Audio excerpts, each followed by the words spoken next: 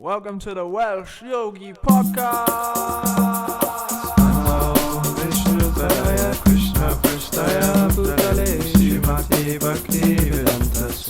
Welcome to the Welsh Yogi Podcast, episode 49, live from Bayview House in Cardiff Bay.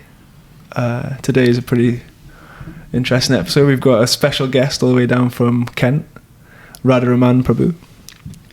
He's a long-time bhakti yoga practitioner, and he's been involved in the project in Wales for over 20 years. And he also teaches us. He taught us all about the Bhakti course, which we're actually doing a Bhakti course soon. Oh, fantastic! Yeah. So if you're interested in the Bhakti course, actually, it's just reminded me. I think either this week or next week we're starting. But it's basically like an introduction into Bhakti yoga, taking it to the next level. So. Bit of nectar of instruction, Bhagavad Gita, bit of how to cook for Krishna, how to distribute books. We've got it all there. So if you're interested, send us over a message. But yeah, Radha Raman Prabhu's, he's kindly visiting little Cardiff. It's my pleasure, my privilege. It's an honor coming here. Yeah, it's lovely to have you here. But I think because we were going to talk a little bit about mission statements and... Yeah, because it came up in the class this morning that about mission statements, because a lot of people don't know that Srila Prabhupada actually had a mission. And,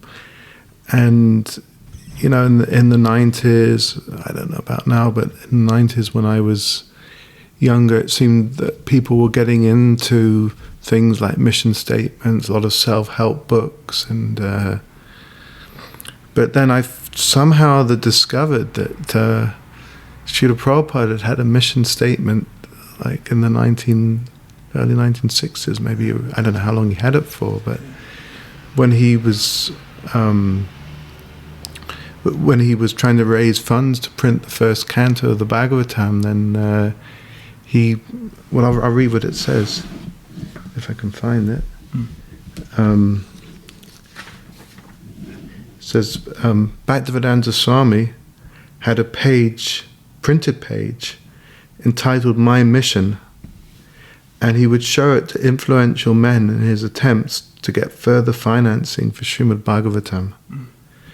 The printed statement proposed that God consciousness was the only remedy for the evils of modern materialistic misery. Despite scientific advancement and material comforts, there was no peace in the world. Therefore, Bhagavad Gita and Srimad Bhagavatam, the glory of India, must be spread all over the world. Nice. What do you think of that? Yeah, it's powerful, isn't it? It's like the having that vision. Prabhupada had that vision from day one. Because, you know, early on, in case people don't know, Prabhupada is the founder of ISKCON, which is the International Society for Krishna Consciousness.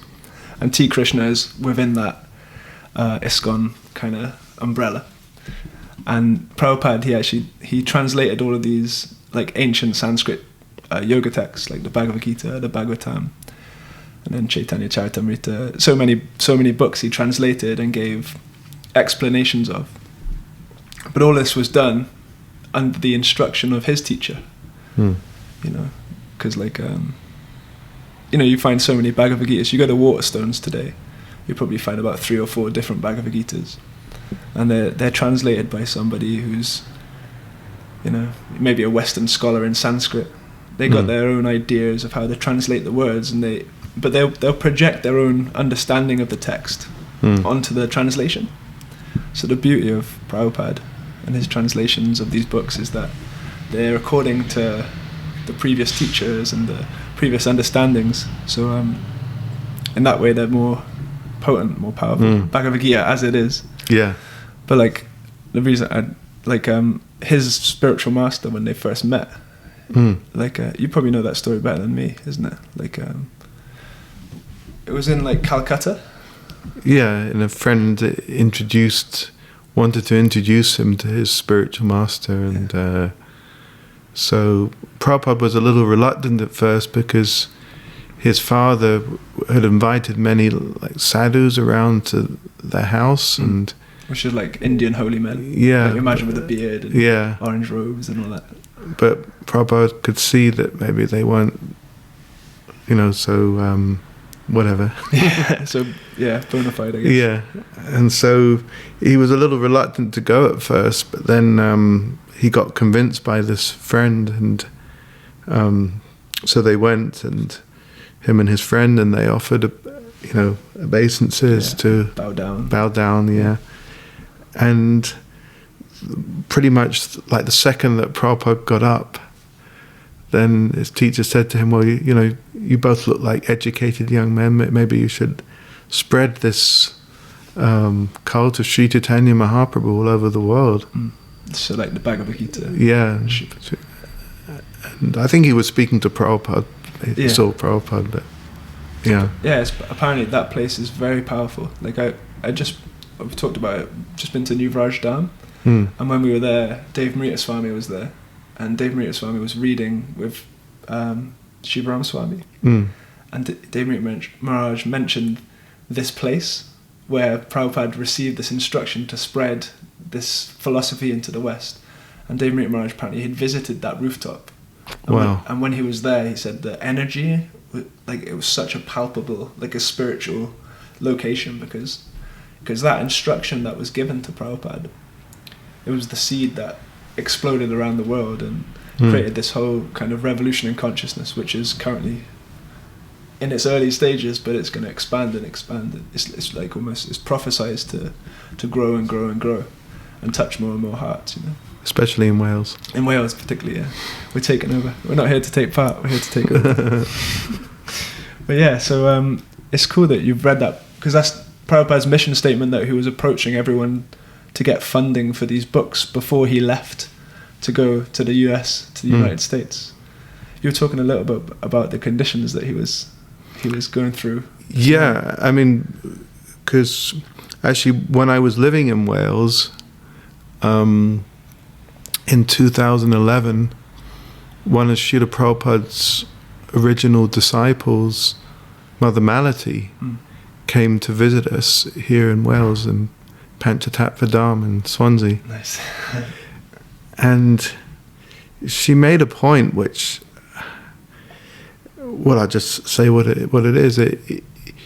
Because Prabhupada, as some of you know, he came over on a ship called the Jaladuta. That was his only way of getting from India to America to fulfill the order of his spiritual master to spread the knowledge all over the world. And he tried in different ways before, but then he came to the conclusion that the only way is if I actually go over there. And the only way that he could do that was to get a ticket on the ship. And if you read this book, the Prabhupada Lilamrita. Yeah, we have a few copies in T. Krishna. We also have a couple of the abridged, smaller versions. Oh, that's nice, yeah. So you'll read how... what was her name? Mrs. Oh yeah, it's a good question.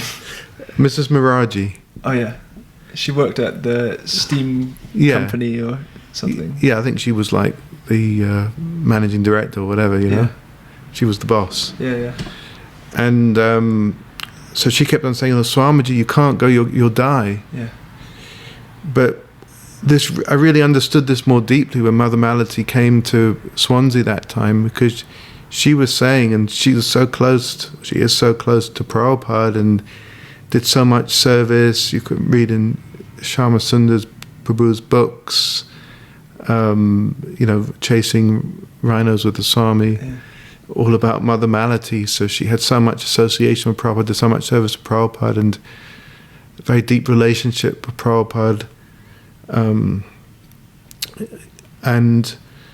But she said her appreciation for Prabhupada increased like thousands of times still, all those years later, when she saw the Jaladuta, which was the boat that Prabhupada went over, because it was so small, it was barely even the size of, this room. Yeah. And it wasn't for human transport. Really, just a small little boat. It was just like a little. I mean, it was far smaller than you could possibly have imagined. Yeah. Certainly was no QE2, that's for sure. Wow.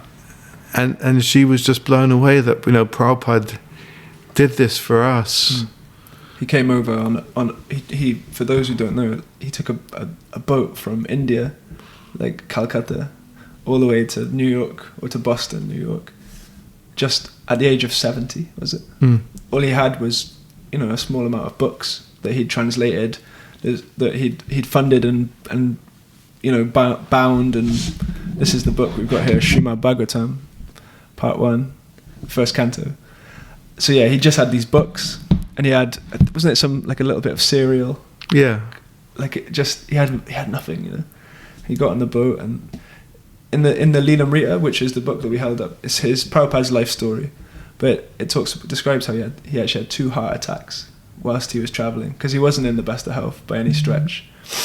But there was some kind of miracle that somehow the waves were not as bad as they could have been, wasn't it? It's like the captain commented, like, this is like the most bizarre thing that we've got over.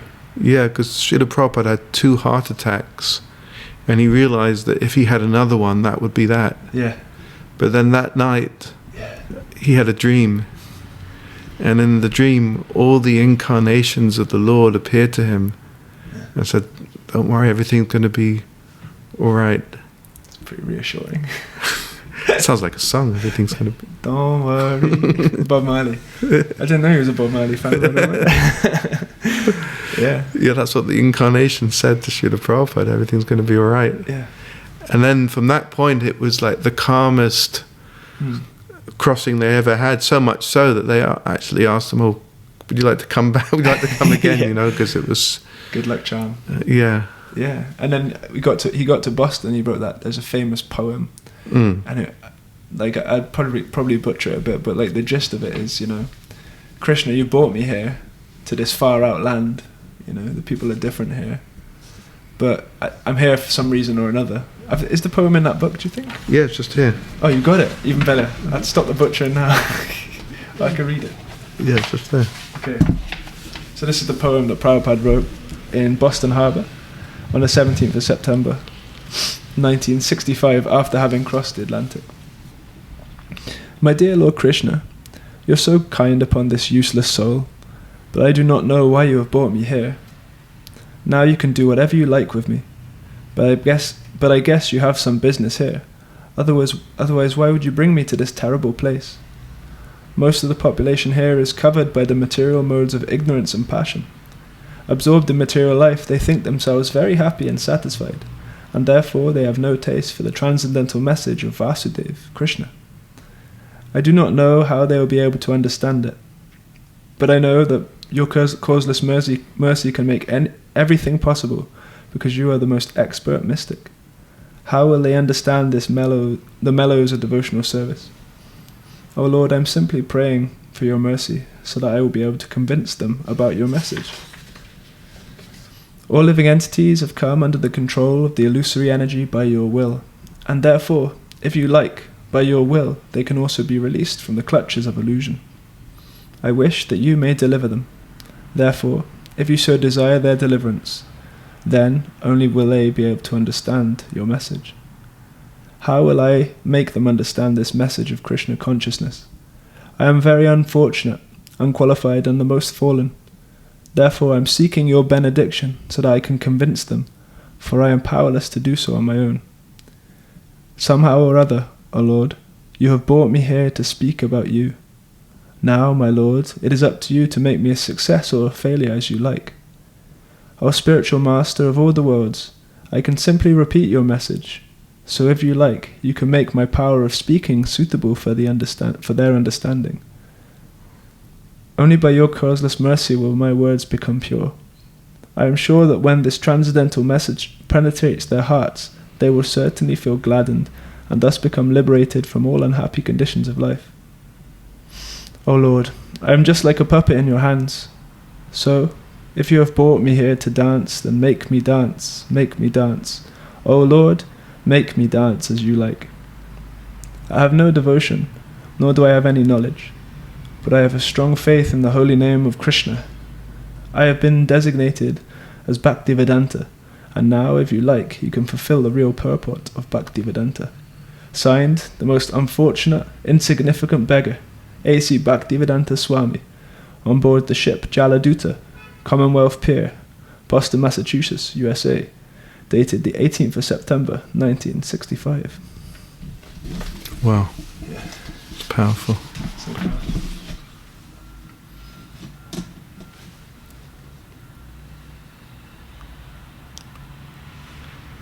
Is that screen now? Yeah, that's fine. It's still recording. Oh, they can still see us. Yeah. Yeah, it's just like to hear how humble Prabhupada is, and that mood of just being, use me as an instrument. Yeah. It's like, yeah, and just what he was prepared to do for us, basically. Because we wouldn't be sitting here today if it wasn't for the sacrifice that Prabhupada made and the books that he wrote. And we were talking a bit about it this morning, that even just to print these books that we read and changed our lives, you know, he had virtually no funds, and he was given some money for his breakfast, and he spent it all on printing the books. yeah. And then he went out to sell the books in the heat, and Yeah. he got gnawed by a bull. Yeah, there's. You can read, if you do read Lilamrita, which I'd recommend anyone to do. It's so like kind of inconceivable what Prabhupada actually did. Like he'd get a bus to Delhi and check each page of each book and proofread it and make sure that it was right, and he'd raise the money by going to rich Indian men and reading the statement that you read out, and he did everything. There was no one helping him. He was even translating them himself, you know. And he didn't have to do it, you know. Actually, the head of the Bhaktivedanta Book Trust division in northeastern Europe, which is where we get our books from, he actually said that Prabhupada was doing the work of 12 people. Yeah. He's doing what it now takes 12 people to do. Yeah, it's really inconceivable. You have to be an empowered soul, you know. Like, yeah, 12 people's full-time job Prabhupada was doing at the age himself. of 60, with no money, no funds, no. And just to please. Yeah, and it was all because there's something else in this chapter as well. I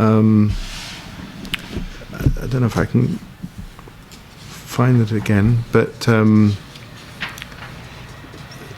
the books that he brought over was the first canto of the Bhagavatam, the first volume of the Bhagavatam, in 3 volumes. And what a lot of people don't know, what a lot of devotees don't know, is that the second part also had a preface. Okay. And that was also like a mission statement. And he was addressing this point that, you know, some people might question, why is it that he's working so hard, going backwards and forwards from Vrindavan to Delhi and back again, because everybody else, all the other, you know, retired monks, sannyasis, were just staying in Vrindavan, just peacefully chilling out in Krishna consciousness, you know, passing out their days. Meditating and studying. Yeah. So everybody else was doing that except for Prabhupada. Prabhupada was going backwards and forwards to print this book so that he could come to the West, and, you know, the result of which is that we're having this conversation here now, you know. And so people were asking, thinking, well, why is it that this Swami is going backwards and forwards instead of just chilling in Vrindavan? And so Prabhupada addresses this point in the preface to the second part of this first volume. He says, the path of fruitive activities, i.e. the path of earn money and enjoy life as is going on generally, appears to have become also our profession, though we've renounced the order of worldly life, people see that we are moving in the cities and the government offices, banks and other business places for promoting the publication of Srimad Bhagavatam. They also see that we are moving in the press paper markets and among the bookbinders and away from our residence in Vrindavan, and therefore they mistakenly sometimes conclude that we are doing the same business of a businessman but in the dress of a mendicant. But actually, there's a gulf of difference between the two kinds of activities, because this is not a business for maintaining an establishment of material enjoyment. On the contrary, it's a humble attempt to broadcast the glories of the Lord at a time when the people need it very badly. And so, because Prabhupada wrote a lot of things down, the mission statement, his thoughts, and so we can read it now and just see the compassion that was there, and is there, that he so much wanted to share this wisdom all over the world, like you said, following the order of his teacher. It's very for me personally speaking, it's very heart touching just to hear this kind of thing, in the same way as you can be in a kirtan. A lot of people, they come to kirtan and they feel very touched by the Maha Mantra and the experience, but it's interesting how these books can also give you that experience of, it's you feel almost cared for, or just by reading them you feel looked after or protected, and even because some people, they'll have a Bhagavad Gita or Srimad Bhagavatam and they'll try and read it, they might get a bit lost in the Sanskrit and the translations and the purports, but you can even read Prabhupada's life story and it gives the same effect as the scriptures, because in one sense they're the same thing, the person Bhagavat, the personal, it's like the book incarnated in one sense, and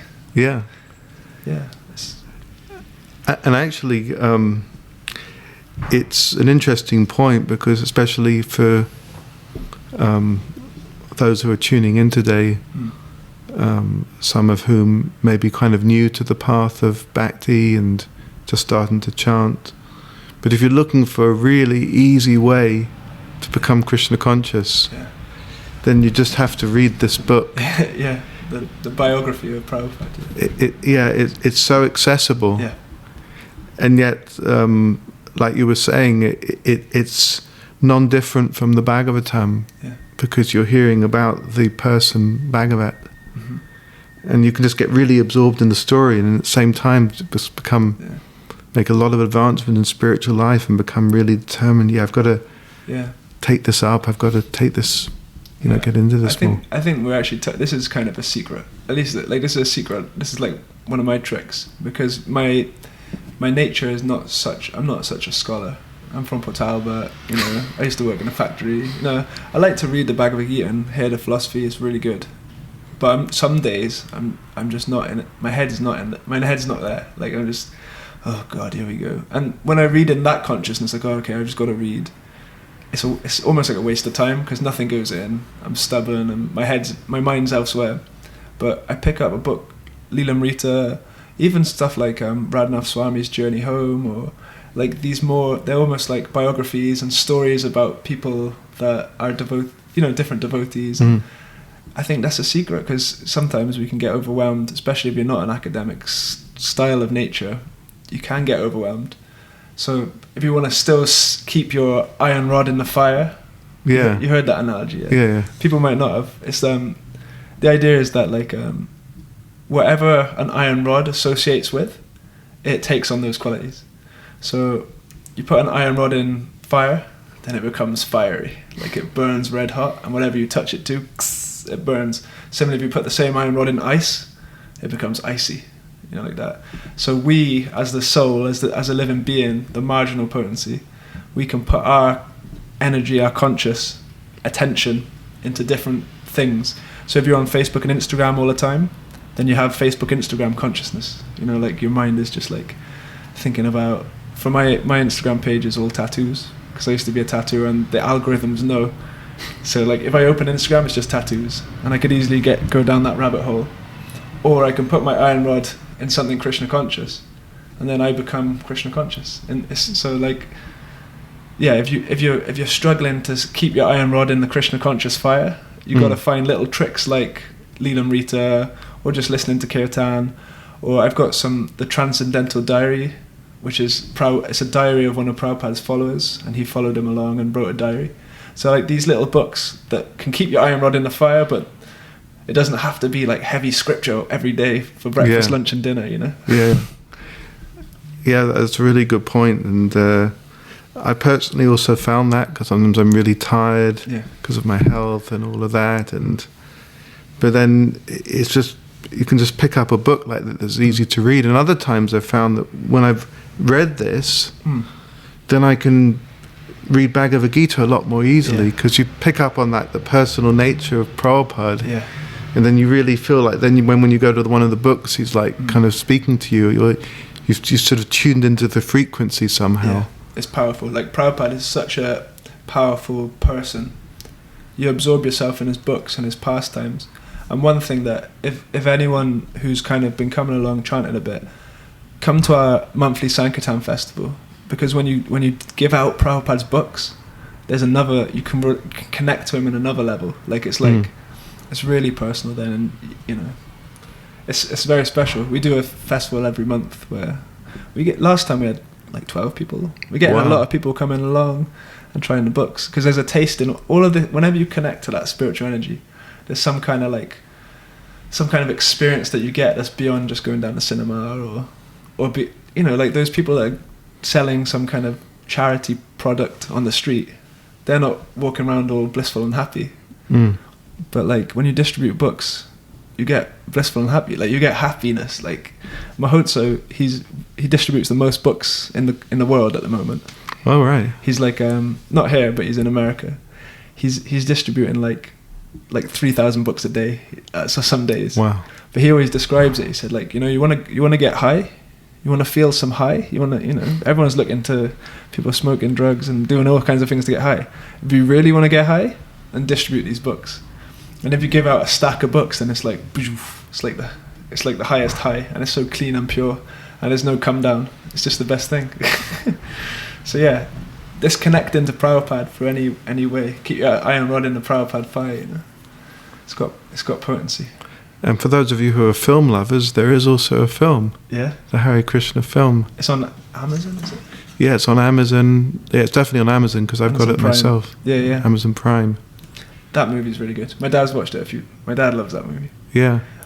And that has the same effect, you know, of tuning into Prabhupada frequency in it. But it just draws you in, and it's just so absorbing. And then you're absorbed in Krishna consciousness suddenly. The very thing that you thought was a little bit tough or something. Yeah. I mean, you can be Krishna conscious by watching that film. It's really nice. Just like transforms your vision. Lovely. That was pretty nice. Thanks. I think that's a good ending point. Would you say? Yeah, I think so. I think the message has gone out there. The message of Prabhupada, and chuck the iron rod in the fire. Yeah. And by the way, Port Talbot is a holy place. Yeah, the Dham. We're gonna have a temple in Port Talbot someday. If anyone has a spare couple 100,000, chuck it our way. We'll open it. This is what I was thinking, Radha Man. A martial arts Hare Krishna temple. Wow. So like you teach something like jiu-jitsu, some wrestling or something. So young boys come along, and then you introduce like the teachings of the Bhagavad Gita. So the art of warfare and doing your duty and, you know, battle for the right purpose. And then we get involved in book distribution and have this whole like army of book distributors that are also really hard. And deity of Lord Nishingadev. Nishingadev's here. He's half man, half lion. He's anger personified. I love Nishingadev. Nishingadev ki jai. Okay, but yeah. So Patalbot temple. It's blessed by Radha Raman as well.